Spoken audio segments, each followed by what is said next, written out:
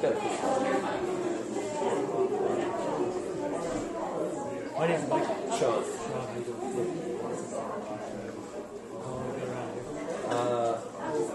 I've come around here since '94. Been here 8 years. Grew up about an hour.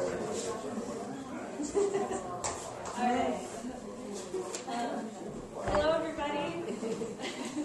Thank you all for joining.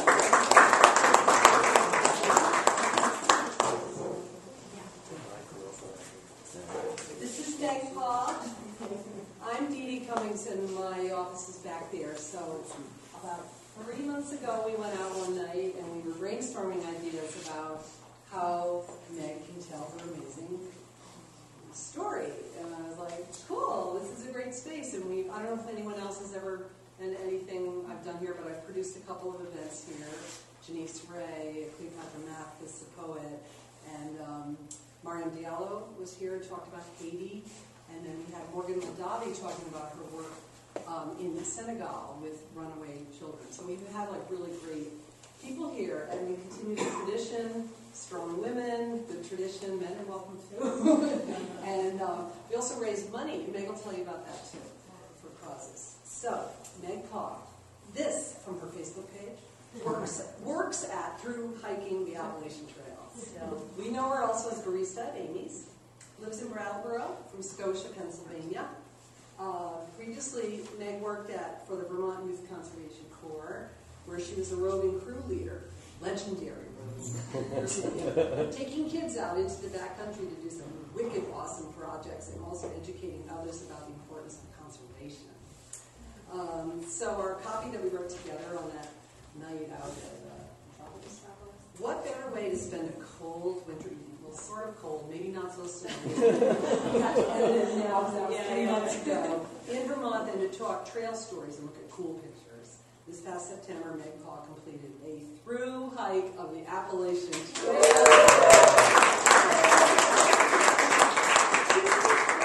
2,181 mile footpath in Georgia and Maine. Her experience on the AT changed her life in so many positive ways that are continuing to become evident to her and now to us. Lucky enough to hear her. This is the first of maybe a few talks we'll do.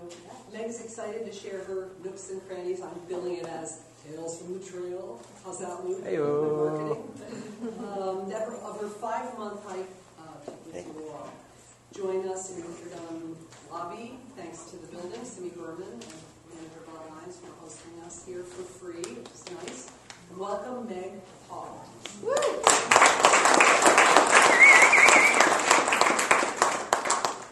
Thanks, Dee Dee.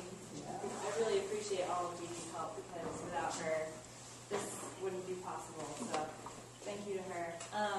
And thank you, everyone, for coming. And I'm just overwhelmed by everyone who came. And I'm really excited to talk about my experience, because it's changed my life and was hands down the coolest thing I've ever done. And I brought a slideshow with me, so I'm going to go through some of the slides. And a lot of them don't have a whole lot of captions, because I wanted to be able to talk about it just myself. But if anyone has questions or just is interested in more detail about things that you saw, just maybe try and take a mental note, and I'm going to try and leave enough time at the end for anyone to ask questions or any advice if people are thinking about doing any long-term backpacking or just about the trail in general. I also have 2 buddies in the back from the trail, Seth and Jeff, Plan B and Portrait. So feel free to ask them any questions too, because they were right there with me. So we'll start with the first photo. On the Appalachian Trail with Freight Train. Freight Train was my trail name, given to me at the Nantahala Outdoor Center, which is in Bryson City, North Carolina, and given to me by another thru-hiker. And I'll kind of explain more of that a little later on. This is the start, pretty much the start of the Appalachian Trail or Springer Mountain, Georgia. Also, I guess that's Dawsonville, Georgia is the town. The closest state park is Amicalola Falls State Park. A lot of people start at the falls. I didn't do that. My sister and my brother-in-law drove me down there. So I was fortunate enough to get a ride up a really long, bumpy Forest Service road to the parking lot, which was about right over here. And I hiked the 0.9 mile up Springer Mountain to the actual start, and then hiked back down, and this was my continuation. So this was really like, you can see my poles. I forgot to bring my poles, that's really sad. That was like the number one thing that I had with me. But I'm clicking my poles, and before I left, my brother, my brother thru-hiked about half the trail, and he used to say to other hikers on his way, click, click, my pole's going to Maine. Like, to say, kind of like, that's where I'm going, you know, because you get asked a lot of questions when you're on the trail by other hikers, and he was kind of more of a head down, I'm going to Maine type, so I was clicking my poles there because I was going to Maine. At that point, I wasn't so sure, but I became sure a little later on. And you can kind of see I'm wearing long pants. I had my rain jacket on that day. I think I was wearing gloves too. It was pretty cold. My pack is ridiculous. I mean, ridiculous in a sense of how, you'll see a picture later on of how I finished, but you can see this red bag on the outside. It's a little blurry, but is that bag right there. And it was holding I think it was actually holding my sleeping pad, which then ended up going inside my pack. But anyway, I'm kind of going off. But anyway, I had a lot of things attached to the outside of my pack, and I later on changed that all up. But there's my first steps there. April 1st, 2011 was that day. It was beautiful, cold, but beautiful that day. This is the loop. This is my apartment in Brattleboro before I left. It was all cleaned out. You can see there's nothing in there really besides my thru-hike here. And I needed to do that because that was going to be my life for the next 5 or 6 months. So I had to clear all of my civilian apartment life out so that I could focus on what I was going to be needing. That's kind of how I operate. I'm a very like black and white kind of like, I need this here and nothing else. So you can see that's quite a bit of stuff. My brother helped me a lot with packing. He comes from a time of backpacking in the 90s, which really wasn't that far away, but things have gotten a lot more lightweight and smaller since then. So he gave me a lot of great stuff, but I ended up kind of doing some of it and just updating my system a little bit. So that's all that. This is pretty much what I ended with, so it doesn't really look like that much of a difference, but it kind of was. 10, 11 pounds, I think. So this is also the start. This is really like my first steps. I say here fresh creases in the pants because you can see that's a fresh crease. Those pants have hardly, I think they have never been worn actually before stepping foot on the trail. They were some North Face zip-off pants. They didn't really make it very far though. I think I sent those home in Tennessee. They were great pants. They just didn't work for me. They worked for a lot of other people, but I preferred shorts. So there's my first steps there. I was wearing some Basque Sundowner classic boots. They're your really standard traditional leather hiking boot. So I'm not sure why this keeps coming out, but I'm just turning myself. Oops. What was that?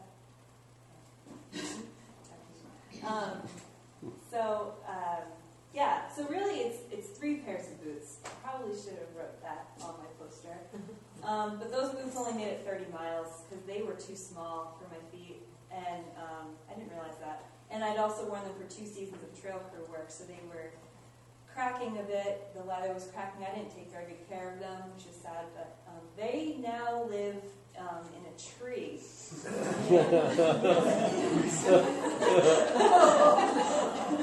I threw them. Actually, I didn't throw them. I signed them with my name, with my trail name, which was then Pocahontas. Threw them in the tree in Neil Scott, Georgia. at a wonderful, wonderful outfitter that helped me out quite a bit.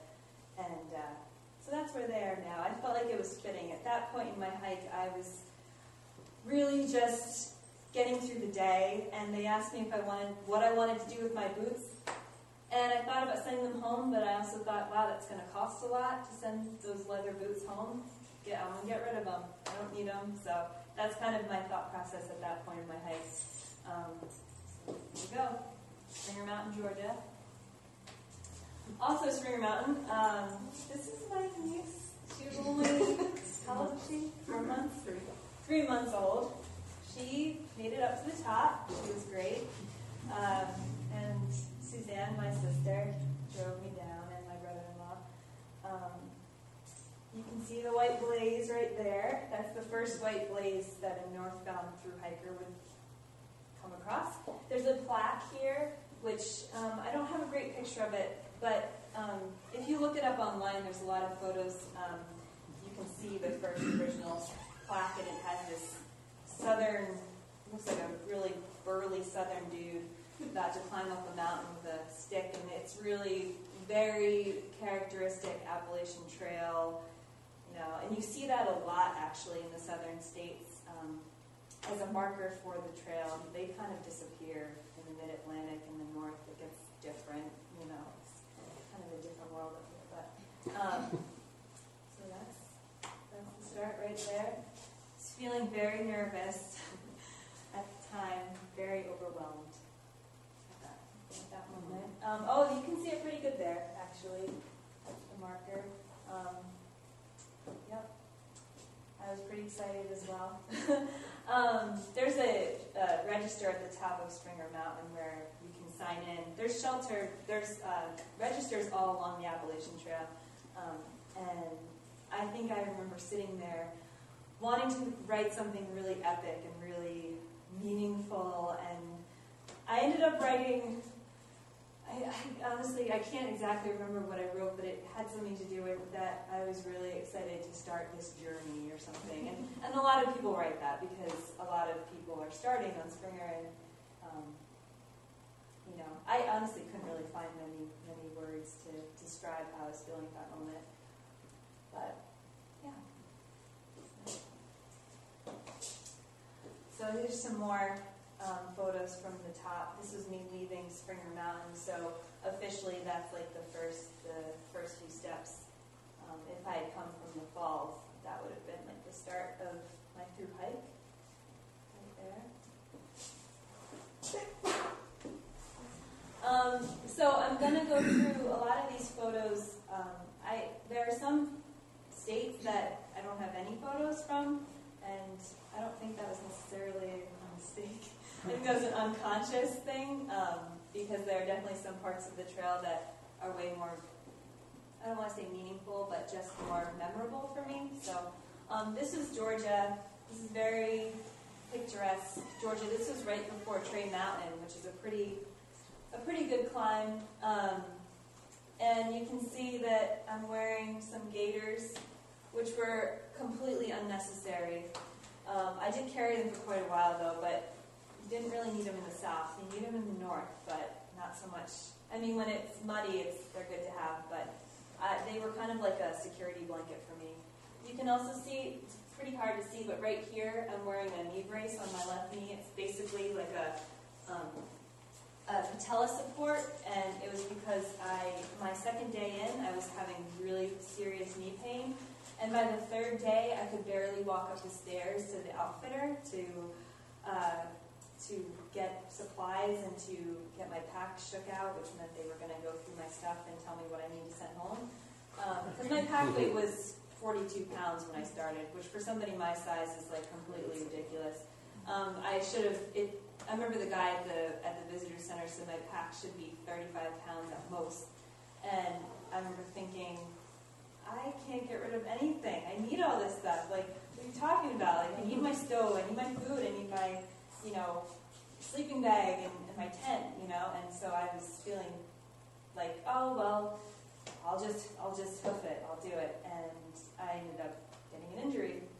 And actually, it's interesting. Right after this photo, I was reaching in the top of my pack, and I was trying to get my camera out without taking my pack off, because for anyone who's done any backpacking, taking your pack on and off is quite an ordeal. It's just kind of heavy and uncomfortable, so if you cannot do that as many times in a day, it's good. And I remember, I think I must have locked my knee out because I was reaching for my camera. My friend, Chicago, took my photo there, and I took a step off that rock to get up Trade Mountain, and my knee just completely gave out, and I couldn't walk. Like, I could walk, but it was this. And I immediately started crying, and I got to a road crossing, a gravel road, and there was a gentleman there in a van, which usually as a woman, you want to keep going. You don't want to make eye contact. You just want to keep going. So the minute you make any sort of, anything, you could be in trouble if you're by yourself. Luckily, my friend Chicago had been ahead of me and went up in the woods and waited for me because he was worried about this guy as well, which is great. People really look out for you on the trail. It's really nice. And this guy was actually a father of another woman thru-hiker that was just behind me, actually. He was waiting for her. And he gave me ice and let me sit down. And I took a few ibuprofen. And my friend Chicago waited with me the whole time and hiked with me the remainder of the day to make sure I was okay. I ended up being okay. I just needed to work my body out, get those kinks out. And I remember my dad said, I called him from Yale's Gap, telling him about my knee pain. He said, well, Meg, did you ever ask your knee if it wanted to thru-hike and hike 2,000 miles? And I'm like, well, no, obviously it didn't. But it was a really good point because my body just needed to get used to the strain. And it did. And that was a pretty tough moment for me, but more injuries to come, nothing that I couldn't overcome. But Southern Appalachians, so beautiful. Just these rolling grandeurs of kind of endless mountains here. I believe this was taken somewhere on the North Carolina-Tennessee border,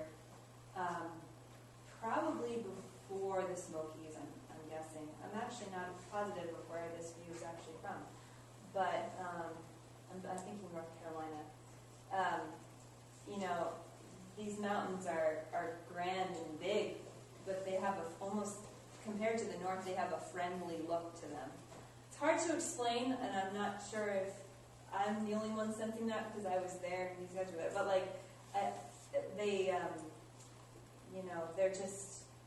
they seem almost like older to me or something, even though the mountain chain itself is probably all in the same time frame. But this was a beautiful morning. I remember it was morning time, and just looking out, just one of those moments where you just get so awestruck by some of these views. It makes the whole experience worth it, all the pain sometimes worth it. Oh, video clip. So I'm going to be going to some videos here, and this one is pretty volume sensitive, and you guys, it's pretty quiet in here, so that's good. This is a video Seth took. He gave me all these videos actually, but this is, you'll listen, and this is very much, I think this was taken in Massachusetts actually, but very characteristic of what you hear on the Appalachian Trail.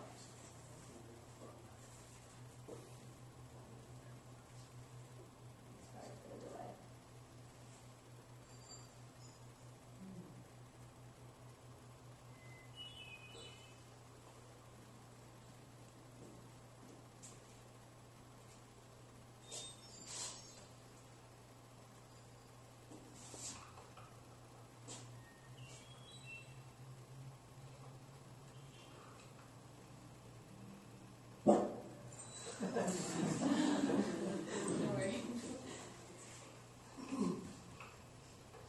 Very characteristic. I'm thinking this was Massachusetts. What, do you recall the portrait? It was the first fully alive grove of hemlocks that I saw on the trail. Because a lot of the trail is suffering from a blight with hemlocks. And the farther north you go, the more the bugs die in winter. And I suppose this is the first fully alive grove of hemlocks that I saw. And I was pretty happy.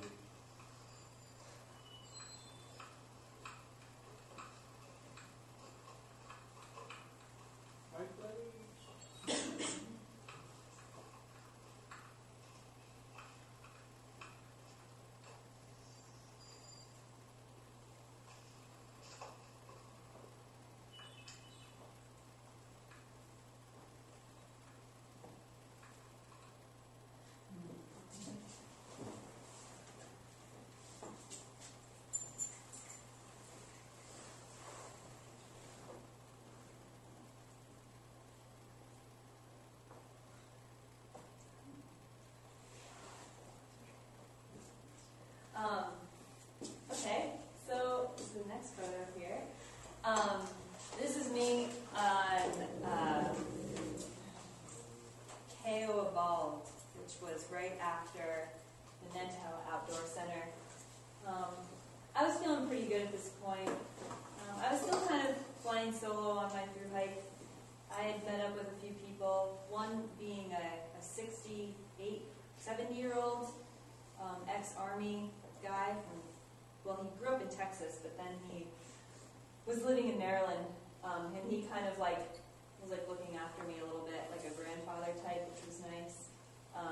He's the one who named me. He's in here as well. So him and I were kind of on the same pace, which is interesting because I was 25, 26, 70, but it's okay.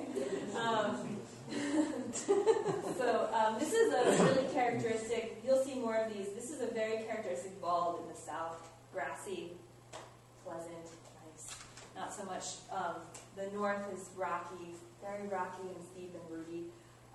Beautiful, just the same, but this is very characteristic. There are a few of these in the south. This happens to be one of my favorites. This is another picture of the southern Appalachian Mountains. It's a little difficult to see some of the horizon mountains, but yeah, just very rolling, gentle. This is the Rowan Highlands. These are lots, a big string of balds. There was someone that was hiking with me. I was somewhere along here. I can't remember. I was way up here, but you can't really see them. But Tennessee, North Carolina border, I think, was still Rowan Mountain, kind of ish. It's okay. The trail kind of bounces back and forth through the Smokies, and it's funny because sometimes you're in North Carolina and sometimes you're in Tennessee. You get to a road crossing and it'll say, "Welcome to Tennessee," and you're like, "Wait, I thought I was in North Carolina." You see, "Welcome to North Carolina," and it's not until you get through the Smokies a little bit that you get into Tennessee to get to Virginia. So the trail is kind of right here. You can see it's kind of beaten down. It goes all the way up here and around. But very pleasant, nice being able to see where you're going. Because a lot of times in the south and through the Mid-Atlantic, they call the Appalachian Trail the Green Tunnel because you're kind of just encased in trees the whole time. You don't really get very many views, but when you get these moments, it's really nice. Get some sunlight.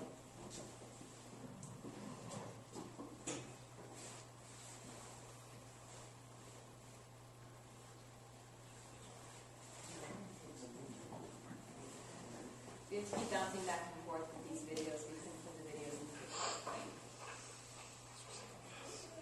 Here we are. This is Seth talking. Wet, foggy day.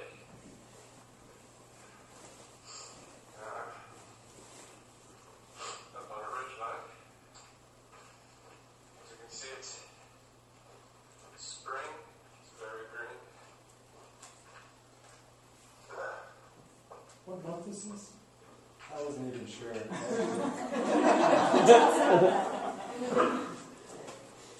a navigator up there. Navigator was our trail friend. Up there. He's German. Came all the way from Germany to hike the trail.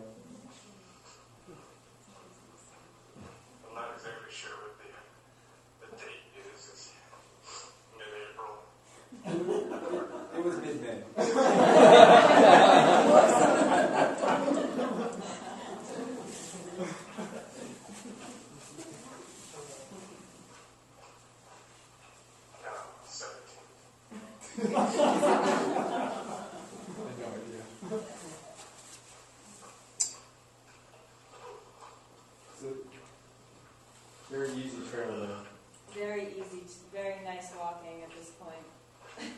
We had no Just idea. Another normal day on the, or wonderful day on the Appalachian Trail. It's like a highway there. Almost 600 miles in now. Pretty easy stuff.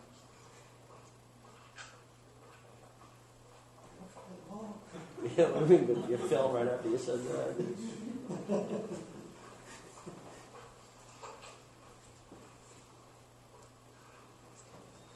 Boots for you. Those? Yeah. Pretty, yeah, this is the second pair. They sent me a free pair, actually. If you're called Maryland, so you're through hiking, you get a free pair of boots. Nice. Alright. Just AT or a long trail? I don't know. I think Just tell them you're through hiking. Yeah. sometimes they didn't even ask. So the next segment is, how did you get your trail name? So I'm going to go through a lot of my trail friends, and because everyone's always so intrigued by the trail name thing. And it's so diverse because you can start with a trail name if something really strikes you as who you are or something you want to be called. And it makes you bypass that thing of like, you should be called this. And you're like, no, that's not going to work for me. So a lot of people start with a name. A lot of people don't even have a trail name. They never acquire one. I met a few people like that. Most people have one. Mine happened to be Freight Train because I was named by the gentleman that I was hiking with a bit in the beginning, because he said I used to hike so fast up mountains, I used to leave tracks like a freight train. But compared to him, I was a lot younger, so I don't know. But I just liked the ring to it. It was unique and interesting. I started with Pocahontas. I got that name my second day on the trail, and it was because I had carbon ash on my face from my ancient stove that my brother gave me that I ended up getting rid of 100 miles in. It was a great stove, but it was just old, and it left a lot of dirt, and I wiped my face, and this woman next to me said, "Oh, you look like Pocahontas, or Kane or something." I'm not really sure. But that one sounded good to me too, but then I ditched it for Freight Train. This was taken at Fontana Dam, huge dam right with Smokies, doing a yoga pose, because I tried to keep that while I was hiking, stretched out and limber. Didn't really last very long, but I tried in the beginning. This is Silver Hiker. This is the guy I was hiking with a bunch in the beginning. He's the one who named me Freight Train. He liked to wear silver and gray. That's why he was Silver Hiker. He's also older, so maybe silver is older. But he was really awesome. He had a really strong southern accent. Very old-fashioned. He dehydrated like all his food. He was in the military, so he was really good at like rations and stuff like that. And everything was like vacuum sealed. He gave me like these super duper like survival bars at one point that were like, they were like this big, and they were like 700 calories or something. They were like super bars, like if you were ever starving. And they were really lightweight somehow. I don't know what was in them, but they were pretty heavy duty. And he used to really help me out a lot. And that was also taken at Fontana Dam. That's actually, that day, that's the last I saw him, was that day, hiking into the Smokies, because he stopped a little early, and I was freight training like crazy at that point, just like, I'm going to get in as many miles as I can. Oh yeah, I did see him in the mountain, but I didn't hike with him. I saw him later on, but we were on different time. I actually am not sure if he finished. I haven't heard anything about him finishing, so I'm not sure. After he's out, he came up and stayed all the people. Oh, really? His ensemble matches the manhole cover. Yeah, it does. That's the entrance to the Smokey. It is, yeah, just beyond. The manhole cover? Yes. No, that's the way you walk to the next level. Yeah, the Smokies. This is DaBoom. I hiked with him for about 200, more than that, almost 400 miles, 300 some miles, through the Smokies. We started hiking together my second day in the Smokies, really, and we hiked to Damascus together, and then we kind of hiked out of Damascus together, but then got kind of on. He went to visit family, and then we both met up at trail days and hiked. Didn't see him again until Vermont, I think. Yeah. Central Vermont, which was crazy, like over 12,000 miles or so. But he was really great. He was great timing because he made me laugh a lot, and I needed it in the beginning. I needed to have some comic relief sometimes. And he was really kooky and loud and funny. And we had a good time together. It was fun. So it was a good time. And he was in medical school. He never finished, but he helped me a lot with injuries, blisters, and any little aches and pains I had. He was really, really helpful. He helped a lot of people with injuries. So Doc and Boom had something to do with thunderstorm and awareness, or like being able to know what to do in a lightning storm.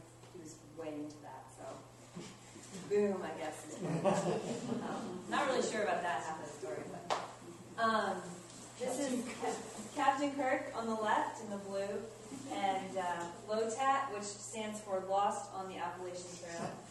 He got lost on, I think it was Clingman's Dome area. He took a wrong trail, which is very easy to do there because there are a lot of trails up there going up to the top.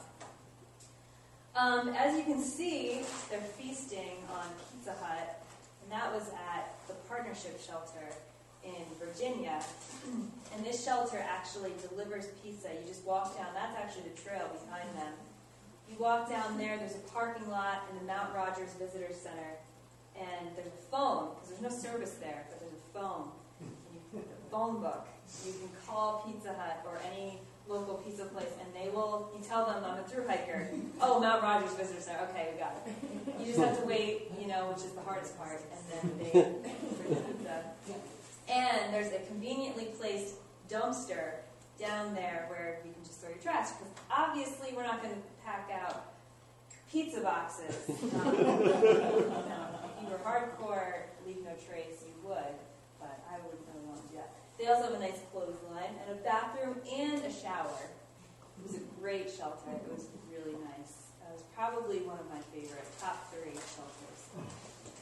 So we did 25 miles that day to get to that shelter. We really, really wanted the pizza. It's funny what you'll do. Oh, sorry. What was your sort of average? Do you have an average?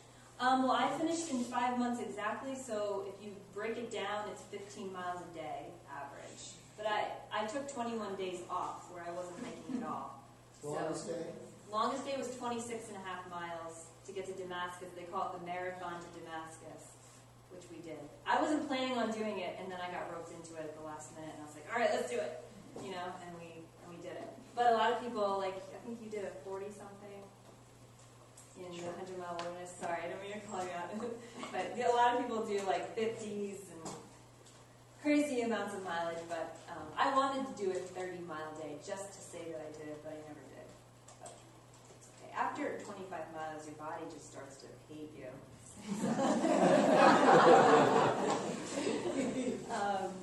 This is GFY. Not really going to go in so much as to what his name stands for, but he was a pretty funny guy. You can see right there, he's eating out of a cook pot that's about the same size as mine. I think this is 16 ounces. This is way more than 16 ounces. I think this is 24 ounces. But it's billowed out with mac and cheese and whatever else he put in there. He ate a lot. I think he ate 5 packets of oatmeal one morning. I remember I witnessed that. I was going up Rowan Mountain. I was like, wow, it's going to be a nice climb for you with all that oatmeal in your stomach. But, yeah, that's GFY. He actually didn't like trail names. I kind of called him that, but he didn't really like to be called anything besides his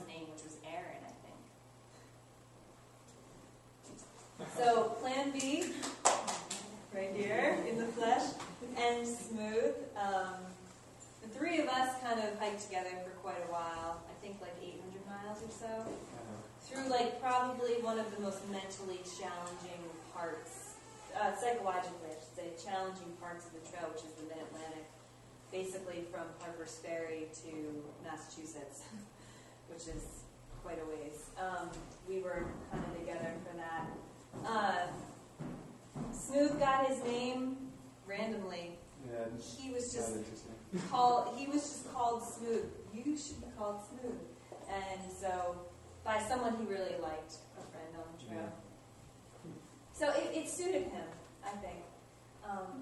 And this photo was taken after some trail magic that I'll explain later, but we got some free rolling rock from that. Plan B mainly being just that he always wanted to go the other direction that most folks wanted to, in his group, that wanted to go. So he was the alternate plan. So yeah, all different stories for people. So this photo, this is at Trail Days, which is a big hiker festival in Damascus, Virginia. It's huge, and there's a big hiker parade, and we all get involved and have water guns and water balloon fights. And this guy had thru-hiked the year before, and his trail name was Freight Train. But it was because he snored.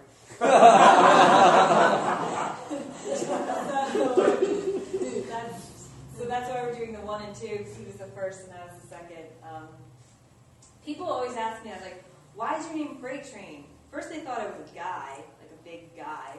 And then they were like, do you snore or loud in some way? And I was like, no, and then I'd explain it. And a lot of people, like in the shelter locks, I would always do heart Freight Train, like love Freight Train. I'm like, that seems like something that a woman would do, but you never know, I guess. So it's funny, people meet you after seeing your name in the shelter lock along the way. They're like, whoa, I thought you were totally different, or looked totally different. Or, so, a Freight Train story. Sure there'll be more. This is Do What, and he was someone I met in Virginia, or I guess it was Virginia, and he got his name because his friend back home would always be, I think the story went that she would say something to him, and they would be trying to make, like, try to do something, and he'd be like, do what? Like, he would say, do what? What? And that's how he got his name. That's a really bad story. It suited him. Like, yeah, so he was a really nice guy. He paid for a dinner. We went to this giant buffet, and I helped him and his friend hitch a ride, because as a girl, it's a lot easier to get hitches. And I helped him hitch a ride. He's like, well, if you help us hitch a ride, then I'll pay for your dinner. So I was like, all right, that's a deal. So he did. He was a really nice guy. He did finish. He had some pretty bad injuries, but he did finish, which is great. This is Rocky Raccoon. She's actually from Townsend, so I don't know if anyone recognizes her. It's hard to see her face, but we're doing BT in the photo, so we're representing Vermont. This is at Trail Days as well. It's late at night. And she, her name is Aislinn Smith. Oh, I know her. Yeah? She's sitting down at the fellowship. Really? Yeah. Oh, 4 years ago. She's in Sam. Yeah, so she, I met her. I actually knew she was on the trail from my friend Pete, who went to the prom with her, and told me she was going to be on the trail. And I never met her, and I saw her in the logs, and I'm like, Rocky Raccoon, I want to meet her. We finally met in Fontana Dam, and then we didn't really hike much. I don't think we ever hiked together, but she was, I think I was a little bit ahead of her for most of it, but yeah, pretty cool girl. I'm not sure how she got her name, actually. She went to Smith College. Oh, yeah. Big rugby. So this is a big group hiker photo. We were out in Hot Springs, North Carolina. So a few people here. This girl here is lap track. That's Rocky Raccoon. That girl was a local girl. joined us for dinner. This is Little Bird. That's Spins. Can't remember his name. I don't know if you guys recognize him. This is Yins, DaBoom, and me. This girl got her name, pretty cool story. She spins fire, and she brought her gizmos with her, and she did a cool show for us. They're spinning her. They were like on chains, and she lights them, and she spins them around. And she was like doing these crazy back bends, and so Spins is how she got her name. And Yins is because she's from Pittsburgh, Pennsylvania, and if anyone has ever been in Pennsylvania, you'll know that we combine a word to mean like you all, but they just say yins, like you-ins. It's really weird, Pennsylvania Dutch something or other, and so I guess she must have used that word, and she got her name as Yins. I thought that was a cool story because I'm from Pennsylvania, so. Here's a few more thru-hiker people. This is in Fontana Dam. This is the Fontana Village General Store. You can see all of our boxes. A lot of people had just got mail drops of food and care packages from home. I think I was going through a care package at that moment. My parents sent me actually, they sent me those shoe insoles, which I didn't even end up using because they weren't right. But they tried, which was really sweet. I think I ended up putting them in a hiker box for someone else to use if they needed them. So this is Stretch. I knew her at that moment as Ben's, but she later became Stretch because she used to stretch a lot. She had a lot of injuries. Yins and Rocky Raccoon again. This is Mouse. Rebel. Fishhead is on the tall guy, and that's Coyote in the front. Fishhead had a hat on with a fish head. pretty basic sometimes. Coyote, I'm not really sure how he got anything, but lots of thru-hikers feasting. Look who it is. It's Portrait with a huge beard. So that's Portrait. Yeah. Jeremiah Johnson. Yeah. It's probably the most impressive beard on the trail, I would say. Hands down on that one. Yes. This was at the Millinocket AT Cafe. This was the day after we had summited Katahdin. Jumping way far ahead, but I wanted to let you guys see the thru-hikers.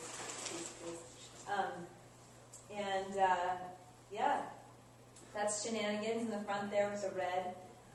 Shenanigans and I finished and started on the same day. He was with me my first night on the trail. He helped me hoist my food bag up onto the bear cables. I wasn't really sure how to do it, and also there were so many food bags because it was the very beginning, and there were probably 50 people at the shelter, and everyone's food bag weighed like 15 pounds. So I couldn't lift it, so he had to do it for me. And so Shenanigans is really special to me because he was there my first day, and we summited together, which is great. Yeah, we just had a really nice breakfast that morning, stuffed French toast or something with marshmallow and I'm not sure what else, but Mean. it's great. Next is Trail Magic, which is a really, really awesome part of the thru-hiking experience. A lot of people along the way, mainly alumni thru-hikers do this, but it can just be churches, random local folks that like to help out hikers. They leave goodies at road crossings, or sometimes they'll even hike into shelters and cook for you, which happened to us one night, which was awesome. They cooked us hot dogs and corn on the cob and all sorts of great things. So it's really people just out to help the hikers, which in the beginning you're like, why are people doing this for me? All I'm doing is walking, and I'm not really doing anything to help anyone else out. It's the completely self-centered existence. But they like to see people, succeed at this because they know it's a huge undertaking and it's, a big deal to them. So it's great. And this one happened to be in Virginia, and someone left a box of Yingling beer, and so we were enjoying it. It was pretty warm from what I didn't really matter at that point. It was so hot that day. It looked like you enjoyed it. Yeah, thumbs up. This was amazing. This was a glorious day in my thru hike. This was Manchester Center, Vermont. What up? Because Vermont. And was the best trail magic in the whole time. This woman walked up to me randomly. I was sitting out front of a grocery store. We all were. Portrait was there. We were all there looking like hobos, and walked up to me and gave me $20 and wouldn't let me refuse it. And she said that her niece or someone in her family was through hiking or had through hiked, and she wanted me to have this money to buy food or buy something, I guess, with it. And so I felt really bad about it, but she was very insistent, and I took the money, and I was shocked, as you can see, and so was he. I'll get the money. Oh yeah, Portrait took this photo, which it's really captures the moment perfectly. I was just confused. Yeah, I think we ended up buying some Long Trail beer with that. Pretty sure that's what we bought, and something else, probably some, I don't know. But that was really cool. Give someone some money on the street, they just go and buy a beer. I didn't know what to get with it. I shared the beer with everyone.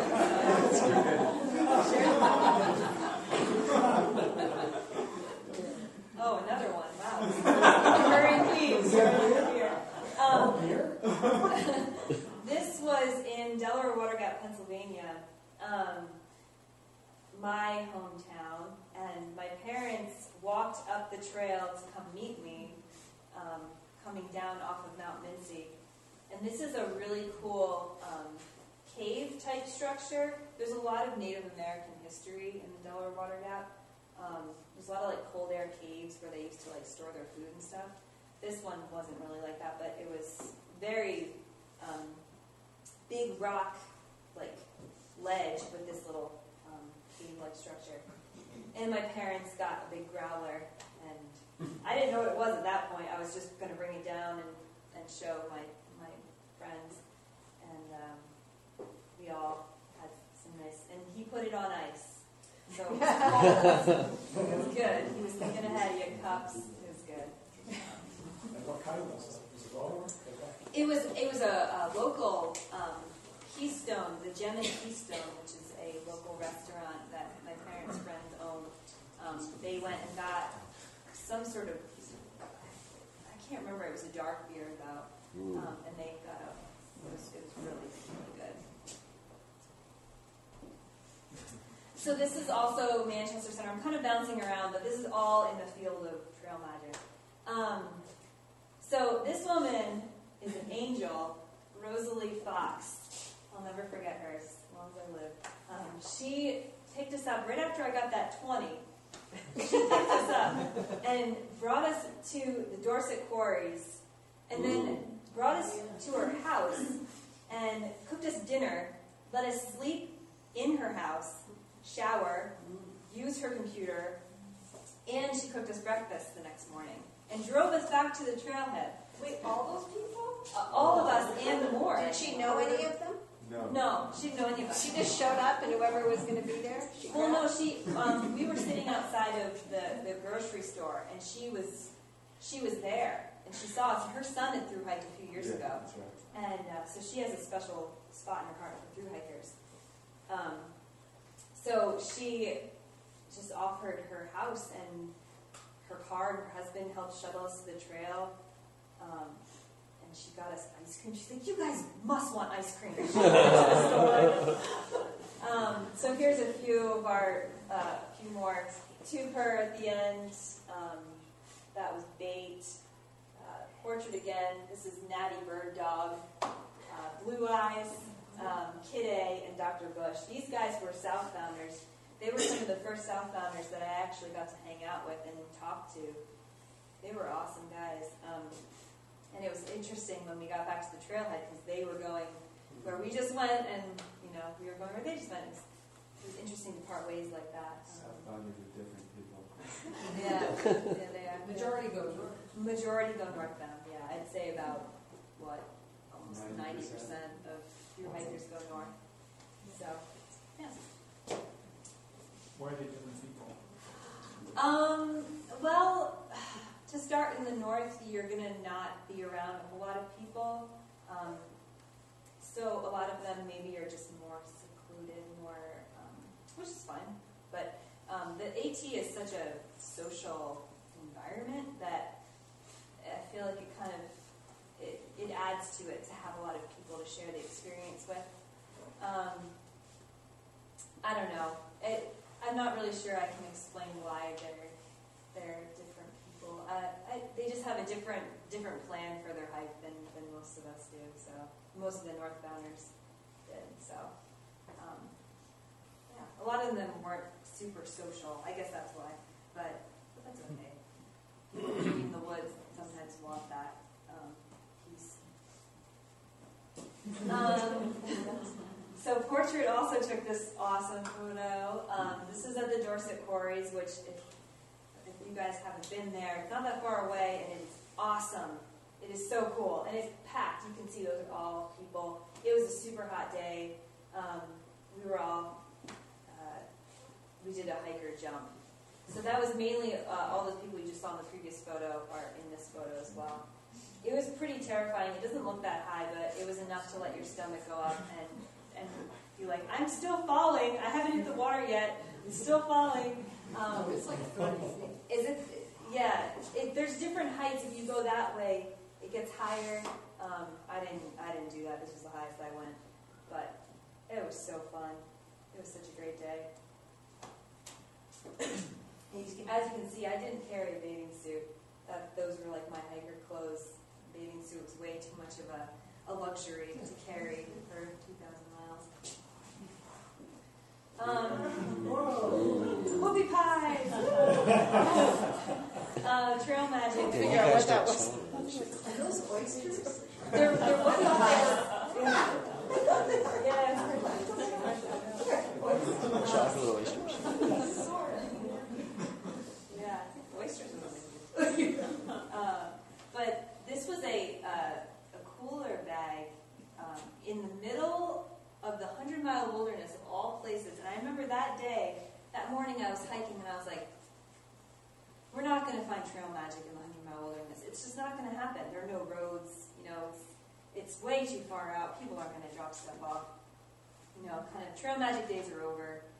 And nope, we had some of the best. They had two kinds. I think there was chocolate and there was pumpkin chocolate chip. And sodas, as you can see underneath. Kept cold. Pure energy.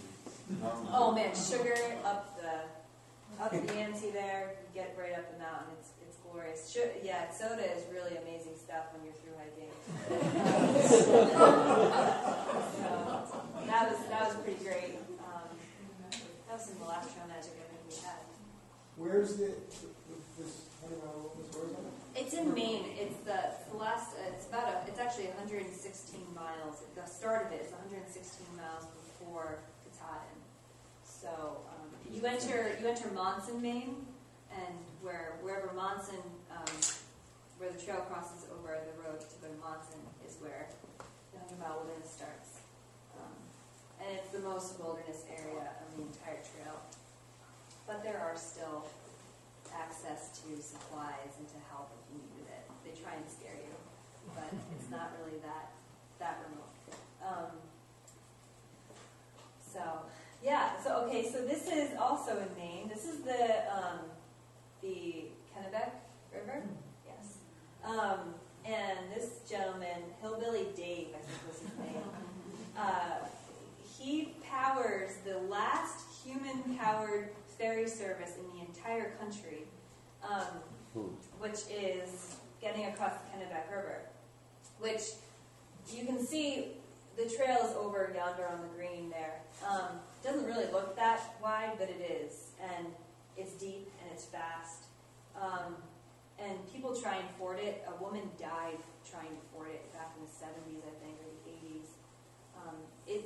This ferry service has been in existence since the trail has been the trail, which is back in the, I believe the 20s is when it started, 20s or so, which is kind of amazing. So there's actually a white blaze on the bottom of the canoe. So the purists out there can say that it is the white blaze. They are still hiking the trail. Even though they're not walking, they're still on the trail. So He's paid for by the APC. So he just doesn't do it on his own. it's very, very nice. He gets paid to do it. You do have to row. One He must person have has to gone row to with the him. college. Which I think I did. I did him wrong. Okay, so now we're moving on to more of the lifestyle on the trail, nightlife, which is camping. This tent right here is mine. And there was 4 more tents set up there that night. This was on top of White Top Mountain, which is just outside of Damascus, Virginia, about 15 miles by trail. The view doesn't do it justice. It was, on this photo at least, it was phenomenal. It's cold, really cold up there, but it was one of the best camp spots I had on the entire trail. So when we do sleep at night, this is how we do it. A lot of people ask me, well, do you sleep in a tent? What do you do? And this is pretty much it. You hang your food in a tree, which you can't see here, but it was down that way. It's pretty basic. There was a really nice spring there to get water from, shooting out of the mountain. Did you guys see any bears when you were on the trail? Mm-hmm. Yeah, we saw quite a few in the Shenandoahs, down in Virginia, in New Jersey, of all places, and the That's the only Smokies. place I saw it. I saw one in the Smokies. I saw a butt of one. Moose in Maine, of course. None that ever were challenging or threatening, but they are out there. Okay, so this is There was a question. Oh, I was sorry. just wondering what time of day are you usually seeing the best? I never saw any at night, thankfully. Yeah. If I would have heard or seen any at night, I think that would have been really very frightening. But I did see them during the day a lot. One, when I was in the Shenandoahs, was about just beyond that door. I was walking along. I was actually walking pretty fast that day, and he was, or she was, coming the opposite direction, looking down, looking for food or something. And I caught him her out of my peripheral, and I looked as I was passing, and I was like, I'm not looking back. I'm just going to keep moving. I'm just going to keep moving. And the bear never saw me. Never really took notice of me. Thankfully, because I was pretty close to it. It didn't have any cubs, which makes me think that it could have been a male, but it wasn't that big. So I'm not really sure. But if the bear has cubs, that's a pretty tough situation. I never saw any cubs, thankfully, but yeah, most times they were kind of they're so scared of you, they would usually just kind of flee. So yeah. This is a shelter. It's not the best view of a shelter, but you can see how we would set up in there. This was in Georgia, actually. You can see there's a really ratty tarp hanging down. That was to block some of the wind because it was freezing down there at that point. And in the height of the summer, it's not that cold, but in April, it was freezing. And the tarps really did help. So we kind of used a lot of body heat as well to keep warm, snuggle up against each other, which is really nice. This was my tent right here. Or, I'm sorry, my sleeping bag. I'm still using my 20-degree sleeping bag at that point, my winter bag. That's my summer bag over there. It's a little bit lighter, 40-degree bag.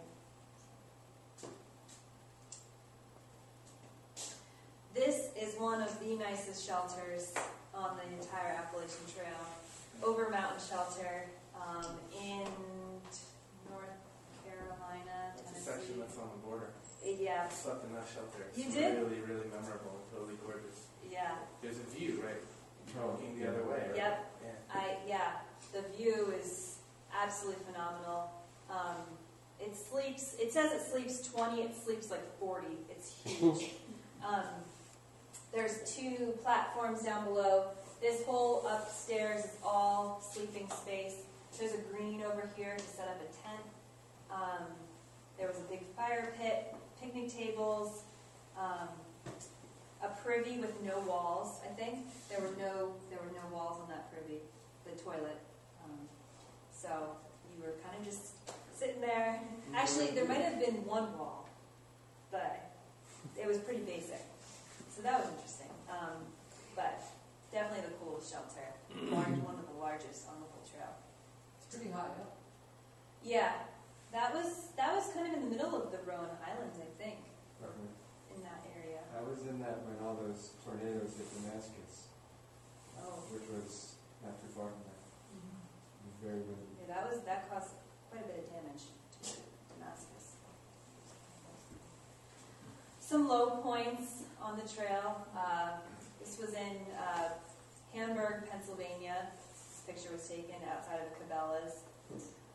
Earlier that day, Tennessee, North Carolina border, 6,200-ish feet. Yeah, I don't remember exactly.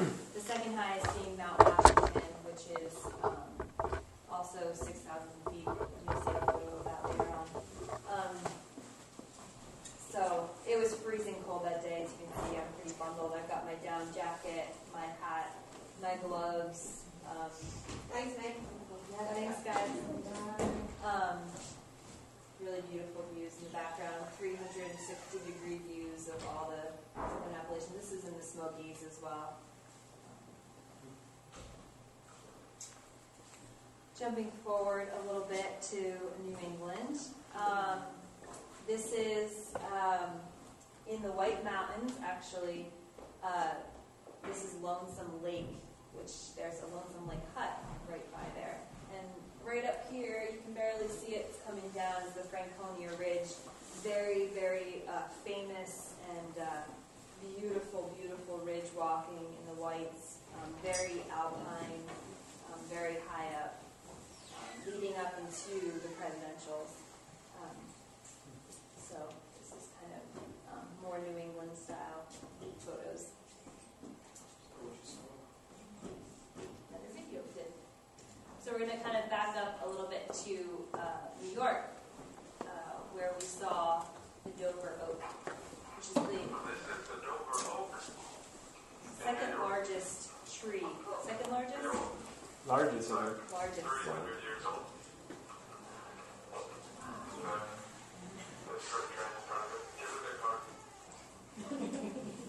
It was enormous. This is massive. Massive.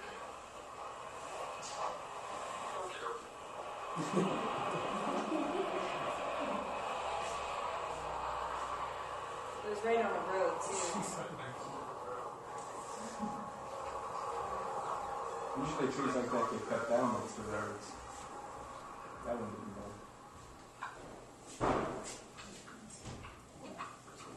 There's also the Keeper Oak, which is in Virginia. It's also a very, very large tree. They're listed in our guidebooks as like points of interest. And they were, you walked up to it and you were like, it didn't even seem real. It was so large. Okay, so this is Vermont as well. I put this photo in here because these stones were part of my work with the Vermont Youth Conservation Corps. I led a wilderness crew my second summer working for them, and this was actually taken just south of Killington Peak, and also near Rutland, Vermont. And very low-lying area. I think actually Irene ravaged through this area back when, and I'm not sure. I'm actually not sure. I know the trails they've worked really hard to help restore and clear out the trails, but I'm not sure what exactly happened to this section of trail because it was pretty low-lying, it was swampy. That's why we use stepstones, because it helps the erosion from all the mud and the water sitting there. There's a pretty large beaver pond over to the right, or over to my right there. So I felt pretty inspired at that point when I was walking over my work. That summer, doing that trail work was really what jump-started me to thru-hike the AT, because I'd been wanting to do it for years, probably 5 or 6 years it had been on my mind. And seeing all those thru-hikers come through, I was like, I got to do that. I have to do it, you know. And from that, after that summer, I said, next year, it's it, you know. I have the money, I have the time, you know, why not? So that was a big moment for me, going through that section.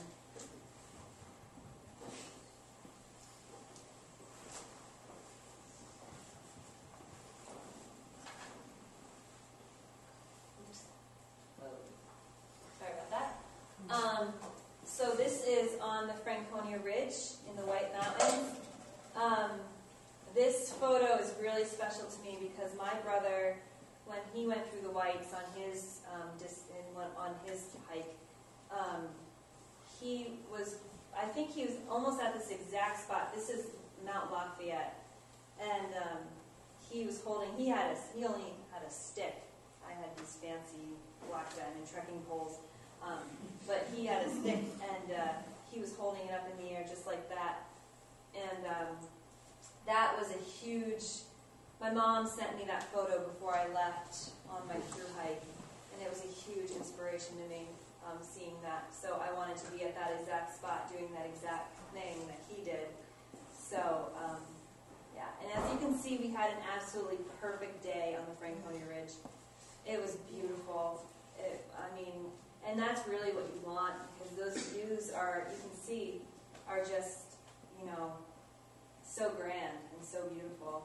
You don't want to miss that to fog, because it can be pretty wicked up there with the weather. This is Mount Moosilauke. We didn't really have such a great day on Mount Moosilauke, as you can see. We were basically in a cloud the whole time. I don't think we got any views off of that mountain. Nope. Yeah. As you can see, it's 4,802 feet. Mount Moosilauke was the biggest climb for us since the Three Ridges, which was in south central Virginia. So since Virginia, we hadn't climbed, this was a 3,000-foot climb. We hadn't done anything more than that for that entire span of trail, which is a long way. We did some 1,000-foot climbs here and there, but nothing that big. So to do Moosilauke was a big deal. People talk about it and, you know, get all psyched up for it, and it was a pretty nice climb. The descent was another story. That was pretty challenging. Very, very steep. Followed a waterfall almost the entire time. So it was just like this. There was big rebar in the stone that you had to like hold on to get down, and little stairs that were like kind of like punched into the rock, like drilled in. It was pretty intense, but You went up in a thunderstorm. we did. And that was the only time on the trail, or second time on the trail, that I had to use thunderstorm safety. I went into the woods where there were trees that were all pretty much the same height, and I tucked in like this, and I threw my poles down trail because they're metal or something, and just sat there for a while, got soaked, but there's no way I was going to be on an exposed mountain peak in a thunderstorm, so that was pretty intense. You want to get your body low. Yeah. Like doesn't like being straight by. Usually the highest point, like a higher tree. So this is me coming up the trail. I was pretty excited to get there, obviously. My pack cover, my rain jacket.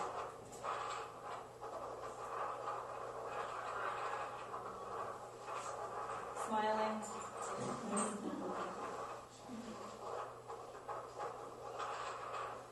Not sure what I said there. It's hard to hear. There's a lot of people up there. Day hikers. Are those cargo shorts anywhere? Someone offered to take our picture. You can see those big moose lock. Yep. Dartmouth Outing Club does a lot of the maintenance from, actually the Green Mountain Club just took over most of Vermont, but now the Dartmouth Outing Club I think does from the Vermont state line to Moose Lock. So their signage is famously that orange. Did your hands and arms get covered with cold? Not really. Sometimes the rubbing a little bit and gripping so long, but the poles help so much. It's like another set of. It's like you're more walking through the woods like a deer would almost, because you can put a lot of weight on that going downhill, and you can also like really push down going uphill. So it takes a lot of. Your arms are then doing like almost like 20% of the work, so your legs don't have to work as hard. Balance too. Oh, there's a lot of balance. Yeah, to kind of brace yourself as you're going down, it takes a lot of pressure off your knees, which is huge, because downhills on your knees are just killer. So it's really nice to have that support. I think I came across maybe 2 or 3 other thru hikers that weren't using poles. Most people were using poles or a very fancy stick that they had made. Most people use poles that are doing long-term backpacking. So this is Mount Washington, 6,288 feet. We also didn't get a view off of Mount Washington either, which is not surprising. But we, that day actually was probably my hardest day on the trail, coming down off Mount Washington and then climbing up and down Mount Madison, down forever seemingly.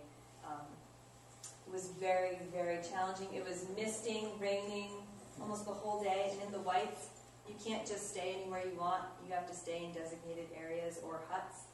And the hut that we got to, I believe it was Madison Springs hut. We got there at like 1 o'clock, 2 o'clock, which is way too early to ask to stay there.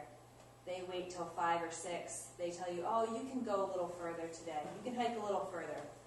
Okay. All right. You know, But and you can't camp anywhere. you can, yeah. The whites are challenging for thru hikers because of all those restrictions. But we ended up making it to Pinkham Notch that night, barely for me, barely. I was pretty down and out by the time I got there, but it was a rough day. But that was like pretty much the end of the Whites for us, which we were pretty happy about because they were tough, mentally and physically, I think. This is a very good example of a White Mountain hut. This is the Gale Head hut. This is the second place we stayed in the Whites. We did work for stay here, so what they do is they let you sleep on the floor, and they feed you the leftovers. So the people that pay to stay there eat first, and then you eat whatever they don't eat. So it's usually pretty decent food, and it doesn't really matter at that point. You'll eat anything. So they also give you breakfast in the morning, and you have to do things like sweep the floors or fold some blankets or do dishes, or what I did twice in the Whites was clean the stove tops, which wasn't so bad. It was kind of actually nice to do some domestic stuff after like being, out in the woods for months on end to like clean dishes. It was kind of nice. You save like 58 bucks. Yeah. Yeah. I think it's up to 58. And yeah, like Lakes of the Clouds is somewhere close to 70 or more, because that was the biggest one. We stayed at Lakes. We did work for stay there, which was awesome. We stayed at 3 huts: Lonesome Lake, Galehead, and Lakes of the Clouds. So it was really nice. That was a great part of the Whites. They were very nice to stay in the huts, but it was stressful because you weren't sure if you were going to be able to stay there or if they had a spot for you. So. Can you comment on the mental challenges? Because it seems like just plain physically challenging is enough, but what you mentioned several times now about mentally challenging stretches. What does